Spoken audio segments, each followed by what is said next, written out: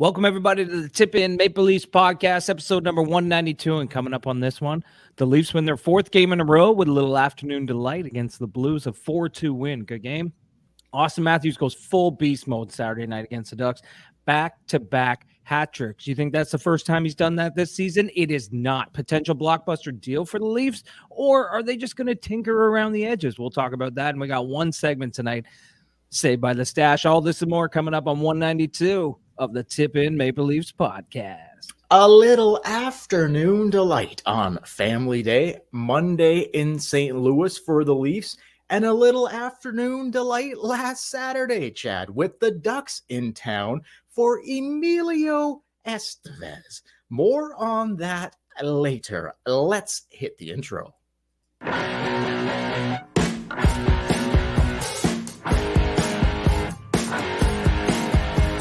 Tavares coming out, sends it in a goal.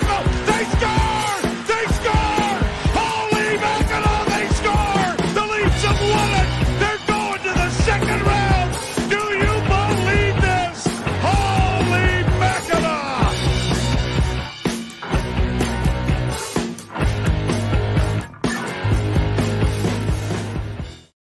Hey, everybody. Welcome to the Tip In Maple Leafs podcast. I'm Chad. I'm Dale. Don't forget, you can follow us on social media at the Tip In Maple Leafs podcast on Facebook, Instagram, and YouTube. Tip In Podcast on TikTok and Tip In Pod on Twitter or X, whatever you want to call it. Email us tipinpodcast@gmail.com. Dale, what's up? Not much, man. Did you catch the whole game? Oh, yeah. Happy Family Day. Yeah, happy Family Day, everybody. You might not be listening this. We're recording this at 7 p.m. on Family Day, so you might be listening this on Monday or Tuesday, whatever, but happy Family Day. Nonetheless. There you go. You know what says it's Family Day, like anything else, Chad? And the YouTube viewers will understand this. Or maybe they won't, but the audio listeners might not. But see that right there? See that? That's a Publican House Light Lager. You know why I have that in my hand right now? Because they're the only thing open today on Family Day. Grocery store. You gotta plan these things. You got to plan ahead. I know. So yeah, it's good beer though. Yeah, it's not bad. It's not my first choice. It's a tad expensive, but how much is it? Is it like $3.50 a can? It's $3.50. I think it's $3.15 a can. So it's not that bad, but it's not that bad. But compared to just whatever, like Bud Light or fucking whatever, Miller Lite, whatever. But anyway, Coors Light. All the lights, like I only drink light beer, right? So anyway, the generics. Yeah, the generics. But that's how you know it's a definite like holiday here, right? I'm like I wasn't sure. I'm like, I don't know, Family Day, like what's close? Like I thought like, oh, Walmart would be open or something. Like in my neck of the woods, in our neck of the woods, whatever. Walmart sells beer, Sobeys sells beer. Some of the main grocery stores don't, but those two do. But I'm like, oh fuck, everything's closed, eh? So yep. Publican House it was. There you go. There's a free shout out, Peterborough, Ontario, Publican House. Why don't you fucking come on board for a sponsor? Wouldn't that be fucking nice? Yeah. Get them on board. We'll work for beer. So what about you? What about you, man? Anything cooking this weekend that you had cooking or today for Family Day or what? Not today. No, on Saturday we do a thing with like my family, just all get together. We watch the Leaf game on Saturday night all together. And just saw the Anaheim Ducks get thumped by Toronto. You're not beautiful. Well, we were watching or kind of paying attention to the Tampa game, Tampa, Florida. And Florida was thumping the shit out of Tampa. And then Toronto just took Anaheim to the cleaners. Like I think they both scored 9 goals in the game. It was awesome. But the best part was, did you see Yager's Hall of Fame thing? Okay. Were you going to get there? That. I was going to get to that. Give me 1 second here. Let's start off by saying, guys, listen, little special announcement off the top. That's right. The Tip In Maple Leafs podcast is going to start doing live post-game streams, live post-game podcasts on YouTube. If you want to like and subscribe to our YouTube channel, starting March. So we're not going to be doing live for the rest of February, but once the calendar switches over to March, live stream after every game, unless it's a back-to-back, then it'll be probably on the second half of that. Or if it's a 10 o'clock start. They don't have any more after this week. Okay, That's it. good. So this is their last trip out west, and that'll be the end of that. So won't be any interference there or whatever. So just a heads up, and we'll be reminding you as we go along here throughout the remainder of February, the Tip In Maple Leafs podcast, post-game live streams after every game starting in March. Just wanted to throw that out there. The second thing I had on the docket was what you just fucking mentioned. Yeah, man. baby. Jaromir Jagr gets his jersey retired. Absolutely incredible. He was awesome, man. This guy is just because when Jagr played, I didn't love him. But the more and more that time has gone on, I just can't get enough of this guy. I can't get enough of him, man. But I'll throw it to you in a second on Jagr. Okay. Pre-game warm-up, he decides to lace him up, and he goes out for pre-game warm-up. Full equipment, no bucket. And guess what? The Penguins decide, you know what? We're all going to throw on little mullet wigs. And every single player on the team was wearing a Jagr mullet from the mid-90s. Loved it. Oh, my God. It was so good. It was so good. And did you hear him do his speech where he referenced how young his girlfriend is? Well, I'm pretty sure he said, and I might be wrong here, but I'm pretty sure he said, you know, my beautiful girlfriend, blah, blah, blah. She wasn't alive when I played, but No, he said, I want to thank my beautiful girlfriend. You're too young to remember I ever played for the Pittsburgh Penguins, but when they pan to the players, like the looks on their faces, like the grins. I mean, this guy, I saw him in Toronto. I've told the story, I think, before on the podcast, but I walked into Tim Hortons in Toronto, and right across from the Westin Hotel, which is where the players stay that are playing against the Leafs. He was on Florida at the time. He came in. I swear to God, like it was probably 11 o'clock. He looked like just rolled out of bed. 11 a.m. Yeah, 11 a.m. Yeah, looked like he just rolled out of bed. It might have been hungover. I don't know. Oh yeah. He came in, got a muffin and coffee. Nobody said anything to him except two dudes were like, "Hey, Jagr, can you sign this and take a picture with us or whatever?" He didn't look too pleased about that. No, but did he do it though? Yeah, he just kind of poked his head in, and they snapped a photo, and then he walked out the door. But he literally looked like he just rolled out of bed, came across the road, got a coffee and a muffin, and hit the road. But he is huge. Yeah. Oh yeah. Monster. No doubt. The mullets in warm up I thought was absolutely incredible. Like everybody, Crosby, the entire team, Malkin, like everybody was wearing the mullets in warm up. It was absolutely awesome. I know. It was so good to see. Like NHL needs to do more shit like that.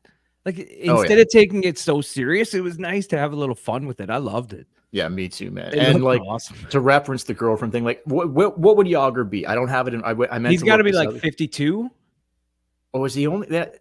50? Yeah, maybe he's older than that. I thought he was maybe a little older than that, but anyway, I don't know. 25-year-old girlfriend, 30. He's 52. Maybe? He's born in 1972. He's 52. So we don't have the official age on the girlfriend, but like 30, maybe 30. I'm gonna just guess ballpark it at 30. So, hey man, 22 years younger. Like, I mean, that's pretty. We kind of know the deal with Jagr anyway. Like her name is Dominika Branisova, and she was born in 1995 in Czechoslovakia. That would he had already won 2 cups by that time. So that would make her what? I don't know, 95? Almost 30? What did you say, 95? 95. So she'd be 29. That is absolutely incredible. That's just incredible. So love that. Almost a 30-year difference. Almost a 30-year difference, Jaromir Jagr. But he's a spry chicken, man. Like, he looks good for 52. Like, I wasn't sure. Oh, yeah. Like, he's just, anyway, incredible on Jagr. Love that. Here's somebody who didn't anything more on the Jagr thing, because it's incredible. It was awesome. Incredible. Awesome. Here's somebody who, even though, so 9-2 win over the Ducks on Saturday night, Emilio Estevez, he had the Flying V going absolutely nuts on Saturday night in Toronto after that game. This guy was on the prowl for Flying V all over the city, Chad. Okay, this is, I can't, like, this is just birdie in my ear told me, man, you should have seen Estevez. He was out there. He was. No, I saw it, man. Pounding the pavement for People were sending me flying V photos. action. People were sending me videos. They were tagging us in it. He was everywhere. If you don't know what that means, folks, it means he's out on the town, Emilio Estevez, up to his old tricks, chasing the muff around, Chad, right? Chasing the muff around. He was setting up all the arenas around looking for the hockey moms. Man. Did he succeed? 100%. Absolutely. Guaranteed. Absolutely. His success rate is off the charts when he goes sniffing for Flying V. And you know exactly what the V stands for in Flying V. Okay? Have you seen? It's not a special deke. Well, it is. It is a special deke in the bedroom, but it's not a special deke on the ice. Not just even in close. the bedroom. Have you seen the Mighty Ducks thing on Disney, the new one? I have not. Okay, because he's retired. He wants nothing to do with hockey anymore. He owns the arena, he drives the Zamboni, but he ain't coaching until a good-looking single mother down on her luck He gets a needs sniff. his help. He gets a sniff of it. He has It's to like get the back in. same thing every time. Oh, look at this. A good-looking middle-aged mom needs my help. Yeah. All right. You know what? I'll put the Zamboni keys away. I'll put the skates on. I'll give you a little flying V. How's that sound? Love it. Emilio Estevez, can't say enough. Absolutely incredible. Friend Love of the show, has been for years, right from the start. So anyway. Was not happy about the score. He was not. No, but he doesn't really give a shit. As long as he gets his at the end of the night, that's all that really matters for Emilio Estevez. But look, a big 9-2 win, like an absolute pounding 9-2 win. That was a crazy. Not even close. No, Not not even close. 9-2 There win was over the some Ducks. great things in that game. Oh yeah, for sure, man. And then today a 4-2 win over the Blues. A little afternoon delight action. Don't love it, but yeah, you know, I'll take a little afternoon delight. No one like what are you gonna turn down a little afternoon delight? I don't think so. No. I don't think you roll out of bed, you only got a couple hours, and then all of a sudden, bing bang boom, you're into an afternoon delight situation. Yeah, I don't think you're gonna pass that up, okay, folks. No, I'll take it. I couldn't handle it every day, but once in a while. Yeah, once in a while. You can't I'll handle take that it. every day. But Yeah. anyway, I think Estevez, he would have liked a little afternoon delight. He probably had a little afternoon Flying V action today, too. I wouldn't put it past him. Morning, noon, and night. Anyway, here we go. That's right. 8-2 in their last 10 games. The Toronto Maple Leafs, their fourth straight win. What do you think? What do you make of how much they win when Riley is not in the lineup? What do you make of that? What do you make of that? It's like all they do is win when this guy doesn't play. What do you make of that? I don't know. They're like what, 16-2 or something? I think it's more than that. It's like it? It's like 19-2 or something. It's crazy. Either way, It's I don't know what. crazy. It's I crazy. don't know what it is. Maybe the defense pairings are just playing a simple game, and two rookies on their bottom pair this afternoon. I know.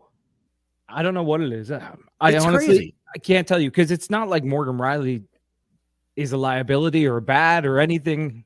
It's just one of those things, I guess. Because don't they have a winning record without Auston Matthews in the lineup too? I think they do, but not nearly to that extent. Obviously, he hasn't missed as many games. It's not like Riley's missed a lot of games either, but like, I just think it's crazy. Like, Yeah. He's their top defenseman. And like, I don't know. That's what this team always does.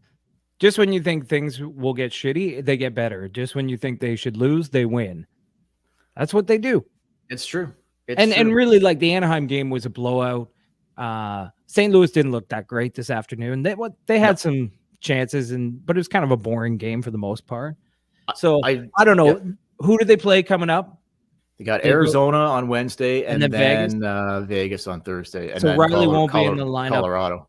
Yeah, on let's see Saturday. how they play. If Riley's not in the lineup in the Vegas game, let's see how they do against a team like that. Yeah, like has anything come down? Like the appeal was a couple days ago. Like has anything come down as far as like I haven't heard anything. Like what's the holdup? If you're going to appeal it, you kind of want a decision before the 5 games are up. Do you not? Like what's the fucking holdup? Well, here? Bevan came into town in Toronto, and then apparently he had a meeting with Emilio Estevez somewhere in the afternoon, and no one's heard from him since. Now I understand. Now I understand the holdup.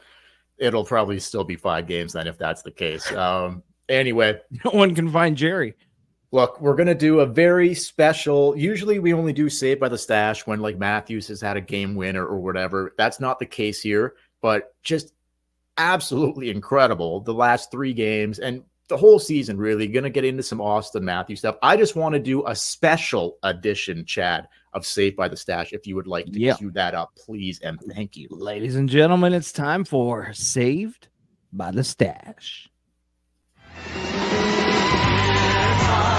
Cause I'm saved by the Cause I'm saved by the Cause I'm saved by the Stache.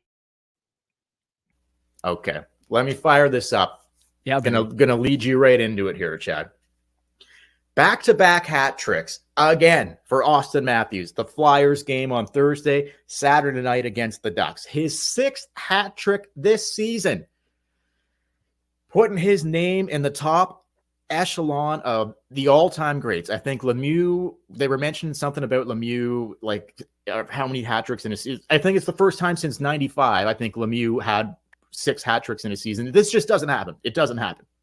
Guys will go their entire career without ever having won. This guy's got 6 hat tricks in the same season. His 49th goal of the season this afternoon in St. Louis. He's 1 away from 50, which he will 100% get on Wednesday night in his hometown when the Leafs play Arizona. Book it, book it, book it. I'd be laying money on that hard. It will 100% guaranteed he scores his 50th goal of the season Wednesday night in Arizona.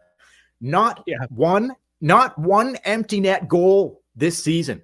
Out of all 4, did you know that stat? Not one empty net goal all season for 34. Every single fucking time he's buried those 49 pucks in the net, there's been a goalie that he's had to fucking rip it past. I don't care what anybody else is doing in the league, Chad. I don't give a shit. How is Auston Matthews not the front runner? And if not the front runner, at least like rising up the rank here in the Hart conversation. There's a lot of things I just said there. Auston Matthews, take it away.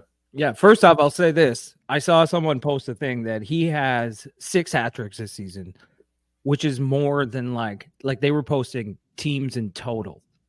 And he has more than a bunch of teams have in total for hat tricks. Just it's hard to do, man. I know. They had it listed, and they're like, hat tricks this season. Auston Matthews, 6. Vancouver Canucks, 5. Edmonton Oilers, 5. Like, he has more than teams combined. It's insane. It is. What was the other thing? The Hart Trophy? Just like he's going to score his 50th on Wednesday night, 100% guaranteed. And yeah, the Hart conversation for sure. I mean, he's in the Hart conversation for sure, but it's one of those things, right? Like, if he scores 70 goals, and how does someone score 7? He's going to score 70 goals. If he gets to 70, he should be one of the front runners for the Hart Trophy. When's the last time someone scored 70 fucking goals? I know, but it seems like because he scores so much, everyone's just kind of like, oh yeah, that's what he does. No, it shouldn't. I know. I agree with you, but it shouldn't be that. Connor McDavid, like Connor McDavid, when he's putting up 150 points, I know some people are like, well, yeah, but this guy here, he should get votes on the Hart. And it's the same thing. He's the best goal scorer in the league. If he goes is he the most valuable player to his team, which is what the award is for? Absolutely, 100% Name somebody more valuable to the Leafs than 34. It's not even possible. But I mean, how valuable is McDavid to Edmonton, or how valuable is McCarr to Colorado, or McKinnon, or how valuable? Okay, but no, I don't see those guys going 70 plus fucking goals. Like, that's just we're talking. This shit just doesn't happen in the modern era. It just does not. Like, Ovechkin has never scored more than 65 goals in a season. What did McDavid get? What did McDavid get last year? 60, just shy of that. I don't know. Don't go nuts on me in the comments here, folks. But it was 60 plus for McDavid last year, but I think he fell short of 65. I think he scored 62 or something like that. It's February 19th. We're recording this February 19th. He's got 49 goals. It's insane. 6 hat tricks. That's 6 hat tricks. That's 24 goals in 6 games. There's 6 games. No. I think there's 6 games left in February, the entire month of March, and half of April. This guy's gonna, like, dude, the way he's ripping it home is unlike anything I've ever seen. And he scored 60 goals a couple seasons ago. And then he was dealing with the nagging wrist and all that. He just looks like whatever he touches now, it's just, yeah, fuck, I'll rip that puppy home, no problem. Like, whatever when he gets the puck, hash marks in. It's in the fucking net. Like, it's in. I know. It is insane. What he's doing is absolutely crazy. I've never seen anything like it. Like, I've seen it from other players. Like, I remember Timo Solani scoring a bunch of goals. Yeah. I remember things like that. But Not from on the our team. Leafs, Not on our team. No. I've never seen anything like this. No. And he will get Hart Trophy consideration. Should he walk away with the award? I'm not sure about that. But he definitely should be up there in the conversation. I think if a guy does something that hasn't been done in fucking decades, how do you overlook that? Like, it's, to me, it just seems absolutely ridiculous. If he goes 70 plus and he's not even fucking, like, I don't know. What if he goes 70 plus, but he's like the runner up for the Hart? I guess I can take that, but like, what? So who are we talking? Weird. Well, it would be super fucking weird. Who would we be talking about that would, like, I know you mentioned McKinnon and McDavid and you didn't say Kucherov, but he's in the conversation too.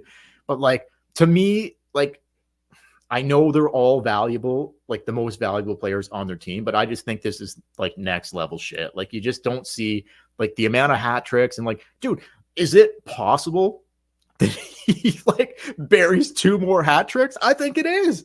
Oh, like, yeah. Look at the amount of games left. It's very possible that he's not done with the hat tricks. So, like, what are you gonna, like, the guy's gonna bury 8 hat tricks in one season, and you're not gonna give him the fucking, like, 75 goals? Maybe you're not gonna give him the Hart Trophy. Like, come on. No, his scoring, like you said, it's ridiculous. He got the other night his first hat trick of the 2 that he had last week. I mean, what did he need? 7.5 minutes to get those 3 goals? Yes, exactly. Under 8 minutes, 7.5. Yeah, that is honestly ridiculous. So could he have another 7.5 minutes where he just lights the lamp? Yeah, absolutely he could. And I said he had 24. It's 18 goals. Like, 18 goals in 6 games is ridiculous. Not in 6 games. Not in 6 games. 6 hat tricks. 6 hat tricks. Yeah, sorry. That's it. But he did that in 6 games, right? Oh, okay. Sorry. I understand what you're saying there. Yeah, so that's 18 goals in 6 games. That's, yeah, I thought you meant his last 6. Sorry. Yeah. That's just ridiculous. Like, it is. He has more goals. He almost has as many hat tricks as Bertuzzi has goals. I'm going to get to Bertuzzi in a second. They were saying that Matthews coming into the season, not a big hat trick guy. He's only had 5 previously total ever. So he in one season, but a lot of 2-goal games. A lot of 2-goal games. But he in this one season has, in hat tricks wise, has surpassed his.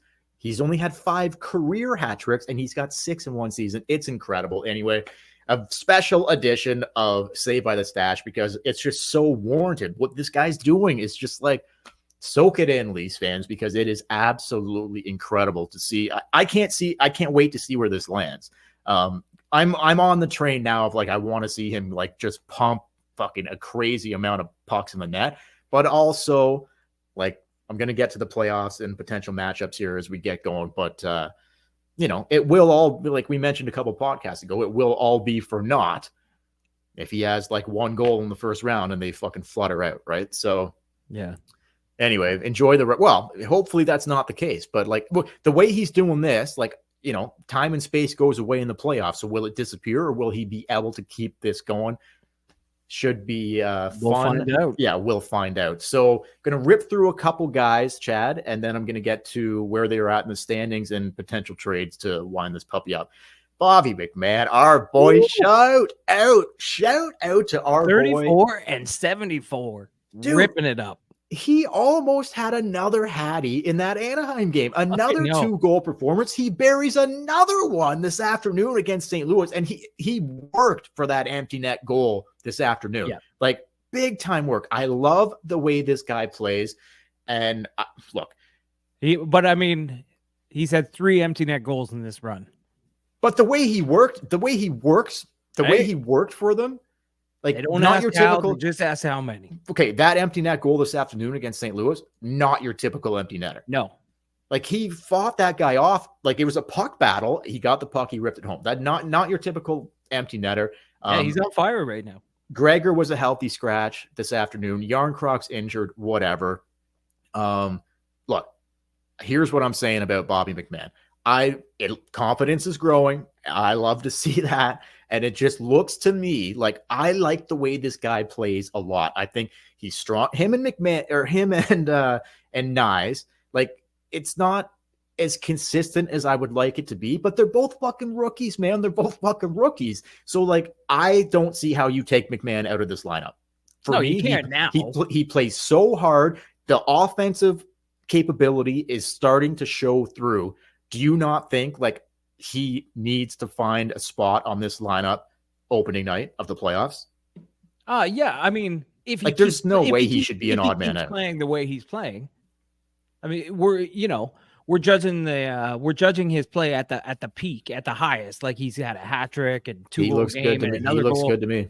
He looks really good, and we've been high on Bobby McMahon since he's come to the organization. Like we used to talk about him when he was on the Marlies and stuff, and I definitely think he'll be in the lineup. I will say this though, like in that Anaheim game, that was for me, that was Ryan Reeves' best game as a Toronto Maple Leaf, and kind of showed me exactly why they signed him. The game was out of hand, and Anaheim didn't do shit. Yeah, for sure. He was all over it with Gudis and different guys. He was trying to get Gudis wouldn't fight him. Nobody would fight him. No. He's going, but at the end of that game, Benoit laid a hit, and Anaheim looked like they were going to come after Benoit and drop the gloves. But Reeves was on the ice, and everyone he's like, not going to happen. Not going to happen. And nobody touched Benoit, so he got to. That was the first time I've seen a clean, hard hit where the guy didn't have to fight after. On this team, like it seems like every time they lay a clean hard hit, they got to fight. But no, Reeves on the ice.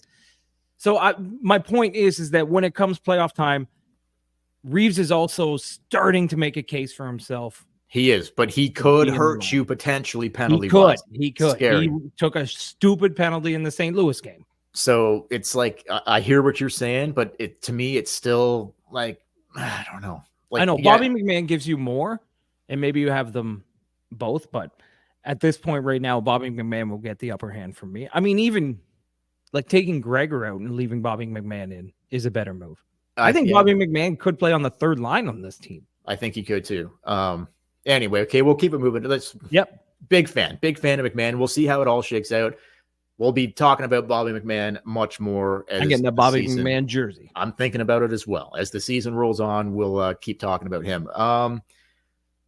I was going to talk about the goaltending, but I'm just going to leave it. I was surprised to see Jones in net on Saturday. I'll tell you that because I thought he was banged up. I didn't expect him. Like as far as I knew, he wasn't even on the ice recently. It was just like Wall and Samsonov. So to see Jones in there, obviously the Ducks game, kind of an easy win, and then Samsonov again today, pretty solid. But St. Louis, like not whatever, but not a ton of chances. But he held them in there, held them down to one goal. So I'll skim over the goaltending. Not a lot to say. I'll just say like I thought, Joan looked okay and Samsonov looked pretty good and like no complaints in net. Still a mystery when we'll see Joseph Woll. Gonna give a little shout out. We haven't talked about this cat in a while. TJ Brody. I guess even before Riley went out, but I guess specifically since Riley's been missing games and he's moved back to his normal side. He's always played on the right side since he's come to Toronto, but like he's because they have no fucking right-handed defenseman. I know. So, but playing on his own side, on the left side, Keith said he likes it, and I just was going to say I think Brody's looked better. What have you thought of Brody's game as of recently? I said it I think 2 podcasts ago or last podcast. One of the podcasts I talked about how he's looked so much better since Riley's been out. Yeah. And I didn't even take into consideration that that's probably what it is he changed sides. I just thought maybe everyone stepped up their game with Riley being out. But yeah, he looks more comfortable with the puck for sure. But what is the best about him is he's not getting out of position. Remember, like you would talk about this a lot.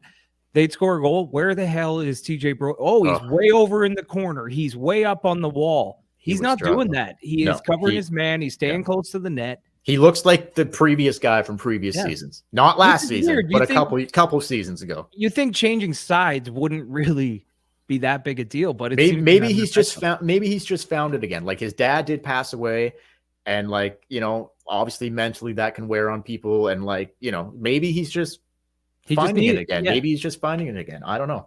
Well, it's a good time for it. Oh, for sure. Because the Brody we saw early this season and basically all of last season, but specifically the tail end of last season, like it was not good. Like I was ready to give up on this guy. And so it's good. You know, I don't dislike Brody. I thought he's been one of their better defensemen at times throughout his tenure here. Yeah, oh, yeah. He was great when he first got here. For sure. Absolutely. He was great. But so anyway. Lundgren's also been very good since Riley went out. The whole D4 has been good since Riley went out. Yeah, agreed. So just wanted to give a little shout out to Brody there. Absolutely. A lot better. Hopefully that continues. Now, here we go. Last player I'm going to talk about here quickly, and then we'll move on to potential playoff matchups and trade scenario to wrap it up. Don't have to spend a ton of time here, but I got to bring up Bertuzzi, man. Like I know he scored on Saturday, but he didn't really, like that was kind of Austin. Like he put it on a fucking tee. He was just in the right place. Yeah. Bertuzzi had an empty net situation this afternoon, and he rips it fucking high and wide. Okay, high and wide. I don't know if you know the play I'm talking about here. Yeah, no, I know. Like empty net situation, and Bert comes ripping it right down, and it's just high and wide. It's been hard to watch. A little outside, high and wide for Bertuzzi. Man, look, I don't give a shit. $5.5 million or $5, whatever the fuck. Yeah, 5.5, I think, for Bertuzzi. It's just not good enough, man. I know the chances have been there. It's not a game of fucking, it's not a league of chances. It's like, yo, dude, step the fuck up, start fucking doing something. Like, to me, I don't want to shit on him. I don't want to shit on him completely, but like, do you think that it's just like, okay, like, I don't know. What are your thoughts on Bertuzzi? Will he help this team in the playoffs? I guess that's the only thing we can hope for now, is that he's going to help in the playoffs. Yeah, because he's been a major fucking fail. A major fail. He's been a major fail in the regular season, but I will say this. If he has a hell of a first round or is incredible in the playoffs, no one will give a shit about how he played in the regular season. Nope. Two, this is the NHL these days. Under the salary cap, there's just nothing you can do. Like, you can't bench him. You can't really move him because you're paying him all this money and it's going against your cap. It's something I don't like about the cap, but he's had all season. He's got to play with good players, and that will continue because you don't have the cap space or the people. You could sit him maybe a game, but you're never going to move him down. You're never going to have $5.5 million playing on the fourth line. Won't happen in this NHL. No. So you just keep giving him opportunities, hoping. You have to.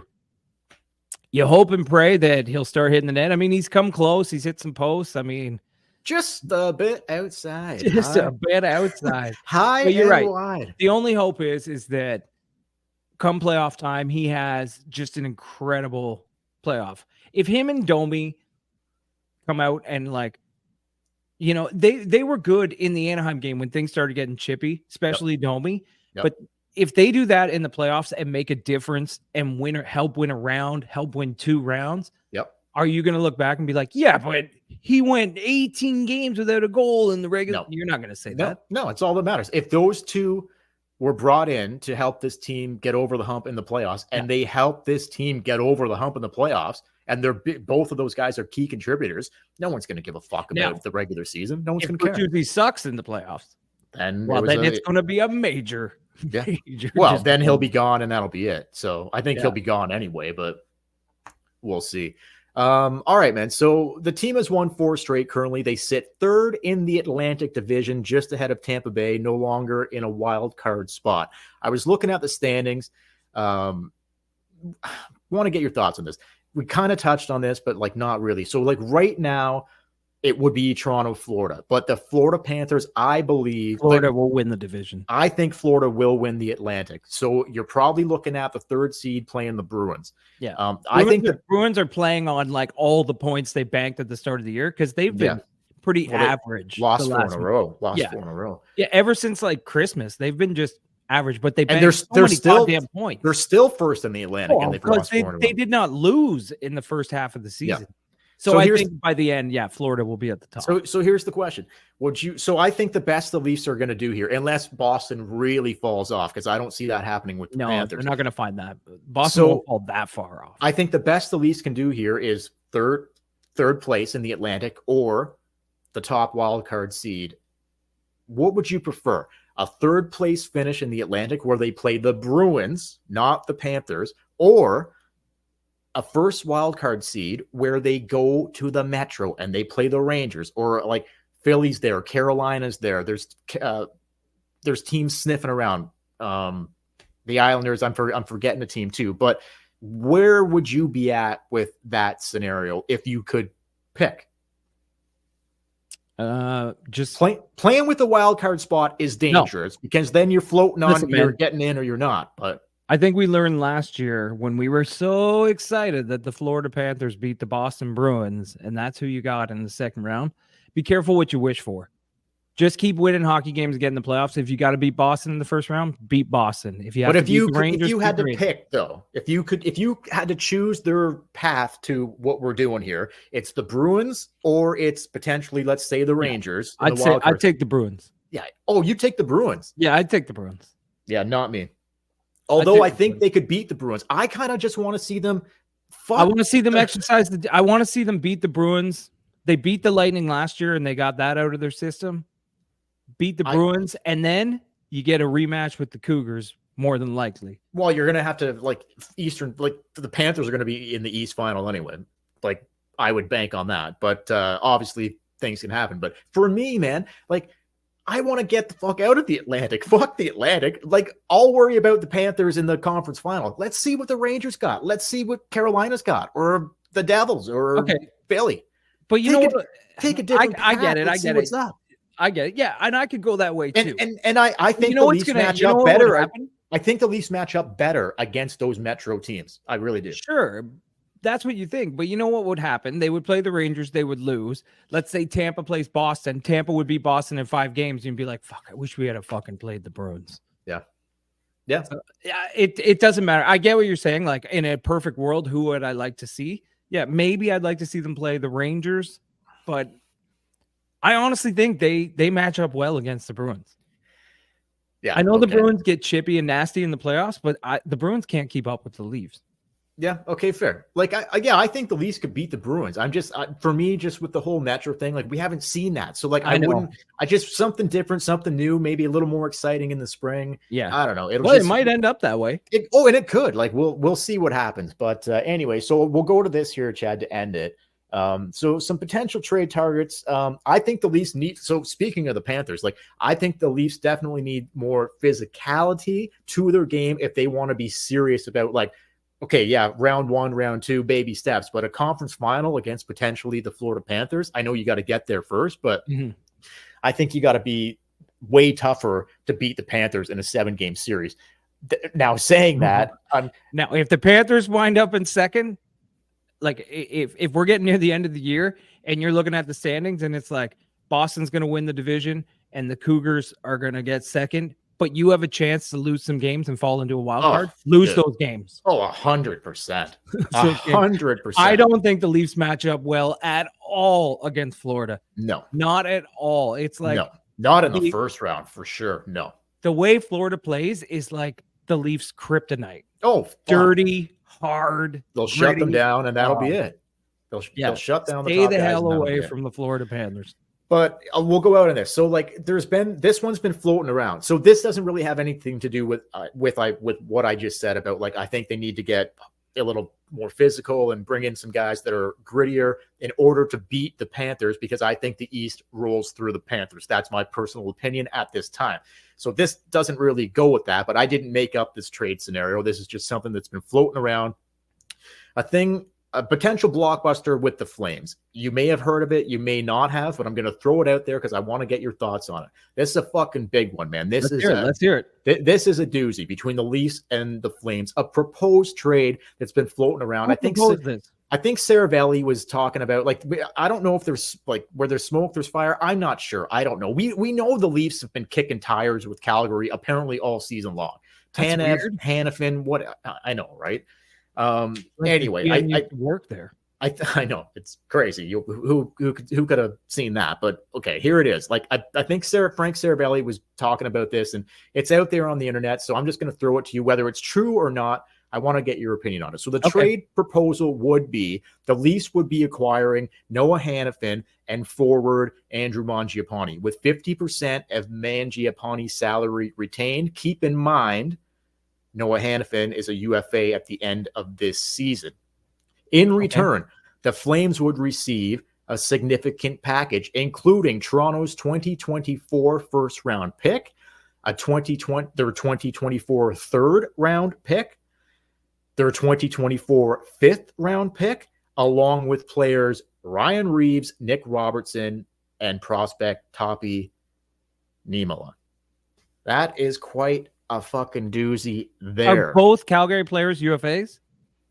No, Mangiapane is not.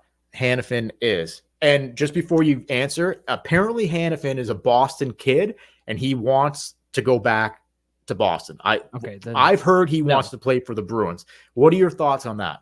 No. That's a big fucking trade, man. That's a big trade. If you can't make the team better than it was last year, I wouldn't do it.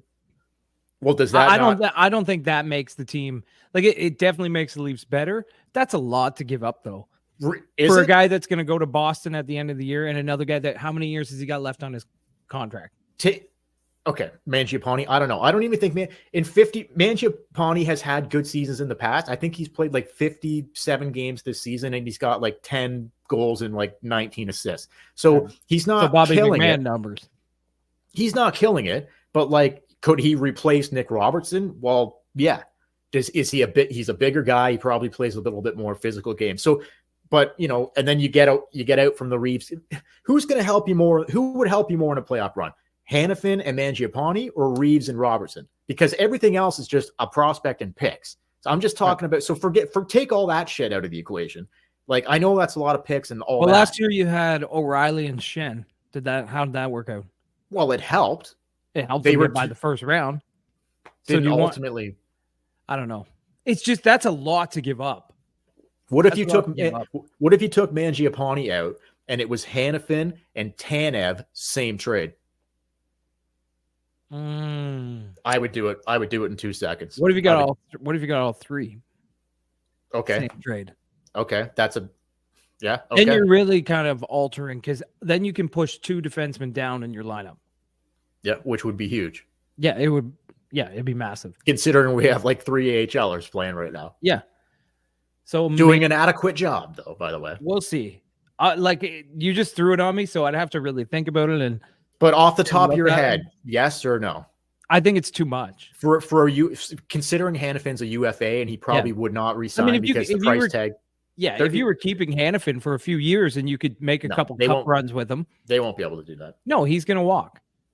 And you got to, last year you traded in with Chicago and you got Lafferty and McCabe, but you got them both on term. Now you traded Lafferty away, which was a stupid trade, but I like that because you knew you would have him again coming into this season. If you can get guys with a couple years on their term, I would do that.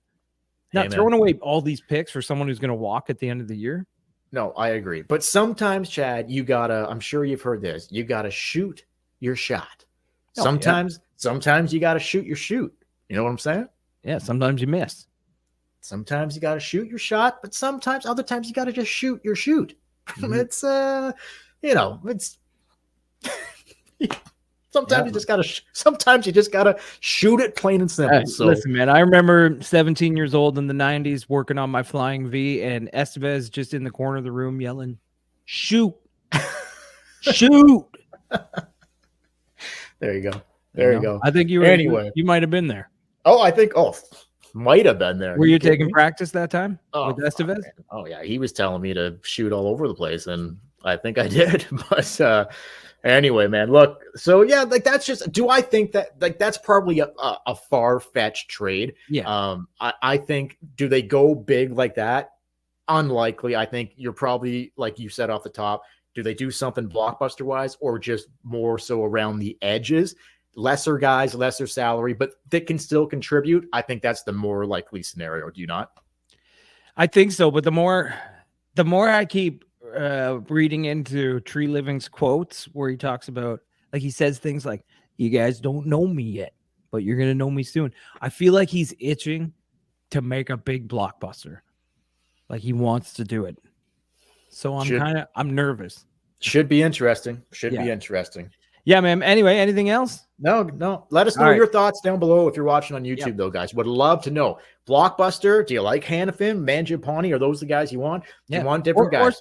Larson Krause, Boone Jenner. Like, what do you think this team needs to do? And what can they afford because of the cap? Who's coming That's the in? big thing. Who's going out to make it work financially? There's a lot of guys you want on the team, but what are you willing to give up to get them? Anyway, Exactly. we'll talk about that next podcast. And Yep. like Dale said at the start of the podcast, don't forget that starting March, we're going to be doing live streams. So you can join us on YouTube right after the games.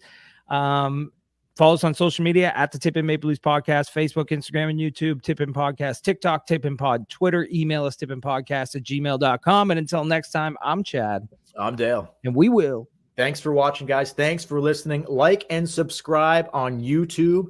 We'll be back later in the week, probably after the 2 late back-to-backs against Arizona and Vegas. Viva Las Vegas, baby. We'll probably be back Friday, Saturday, somewhere in there. Yeah, guys, thanks for watching again. Thanks for listening. Go Leafs, go. Let's keep this winning streak going. 50 goals for sure, Chad. Yes or no? Wednesday night in Arizona. Yes or no? 90%, 100%. 90% of the time on 100%, baby. We'll catch you later. 100%. We'll catch you later.